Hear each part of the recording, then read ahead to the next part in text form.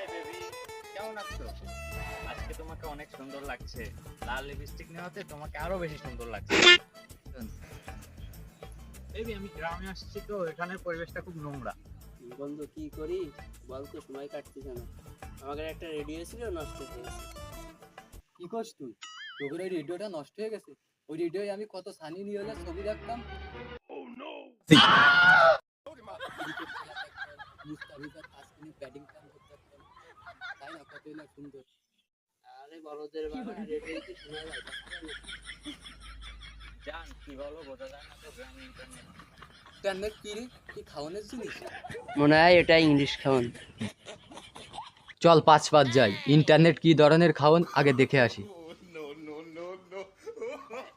তুমি ঠিক বলেছো।